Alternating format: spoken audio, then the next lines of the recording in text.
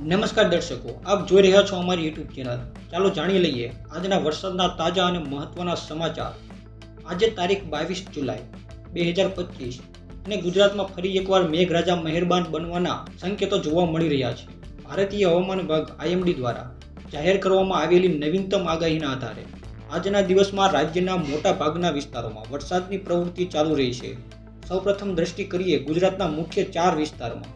તો દક્ષિણ ગુજરાતની વાત કરીએ તો દક્ષિણ ગુજરાતમાં સુરત, નવસારી, વલસાડ, ડાંગ, તાપી જેવા જિલ્લાઓમાં આજે દિવસભર ભારે મેઘમહેર રહેશે.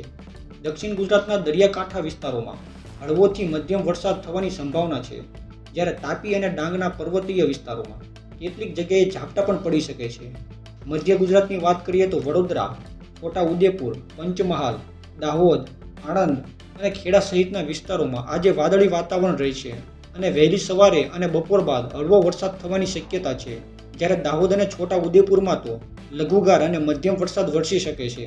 હવે ઉત્તર ગુજરાતની વાત કરીએ તો ઉત્તર ગુજરાતના બનાસકાંઠા, પાટણ, મહેસાણા, ગાંધીનગર, સાબરકાંઠા અને અરવલ્લી જિલ્લાઓમાં આજે આકાશ વાદળછાયું રહેશે. બપોર બાદ વેસ્ટર્ન ડિસ્ટર્બન્સના કારણે 2 થી 3 કલાકના હળવા વરસાદની શક્યતા છે.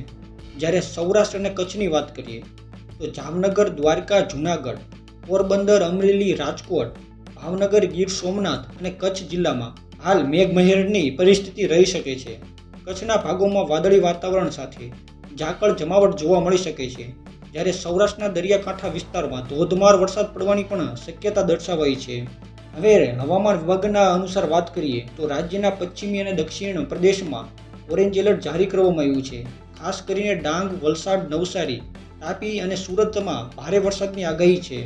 અરવલ્લી, સાબરકાંઠા, દાહોદ, પંચમહાલ, છોટા ઉદેપુર અને વડોદરા માટે યલો એલર્ટ જાહેર કરાયું છે, જ્યારે ઉત્તર ગુજરાતના કેટલાક વિસ્તારોમાં પણ ઝાકળ જમાવટની સ્થિતિ રહી છે. હવે વાત કરીએ આજે કયા સમયે વધારે વરસાદની શક્યતા છે તો વહેલી સવારથી બપોર સુધી દક્ષિણ અને મધ્ય ગુજરાતમાં વરસાદનું મોટું એક્ટિવિટી જોવા મળશે, જ્યારે બપોર બાદ સૌરાષ્ટ્ર અને કચ્છમાં મેઘગર્જન અને હળવાથી મધ્યમ વરસાદની સ્થિતિ જોવા મળશે. સાંજના સમયે ઉત્તર ગુજરાતના વિસ્તારમાં પવનની ઝડપ વધવાની શક્યતાઓ છે. હવે પવનની ગતિ વિશે વાત કરીએ તો દરિયાકાંઠાના વિસ્તારોમાં પણ પવનની ગતિ 30 થી 40 કિમી પ્રતિ કલાક રહેવાની શક્યતા છે. ખાસ કરીને દમણ, વલસાડ, પોરબંદર, દ્વારકા અને કચ્છમાં દરિયાઈ પવન તીવ્ર રહેવાની આગાહી છે. સાથે દરિયાકાંઠાના વિસ્તારોમાં માછીમારો માટે હવામાન વિભાગે સલાહ આપી છે કે તેઓ આગામી 24 કલાક દરમિયાન દરિયામાં ન ઉતરે. દરિયાઈ વિસ્તારોમાં મોજાની ઊંચાઈ પણ વધવાની શક્યતા છે. હવે આપણે આ આગાહીને જિલ્લાવાર ખાસ માહિતી મેળવીએ તો સુરત, નવસારી, વલસાડ અને તાપીમાં દિવસભર ધોધમાર વરસાદ પડશે. ભારે વરસાદથી માર્ગો પર પાણી ભરાવાની પણ સ્થિતિ જોવા મળશે. અમદાવાદ, ગાંધીનગર વાદળછાયું વાતાવરણ, સવારે હળવો વરસાદ અને બપોર બાદ શુષ્ક વાતાવરણ જોવા મળશે, જ્યારે રાજકોટ, જામનગર અને જૂનાગઢમાં સાંજ સુધી વરસાદની સંભાવના, ક્યારેક ધોધમાર ઝાપટા પણ પડી શકે છે. અને કચ્છમાં આજે હળવોથી મધ્યમ વરસાદ વરસશે. સાંજે પવનની ગતિ વધે તેવી પણ શક્યતા છે. તો મિત્રો, આ હતા આજના વરસાદની આગાહીના તાજા અપડેટ. અને આવી જ માહિતી મેળવવા માટે તમે અમારી ચેનલને સબસ્ક્રાઇબ કરવાનું ન ભૂલશો.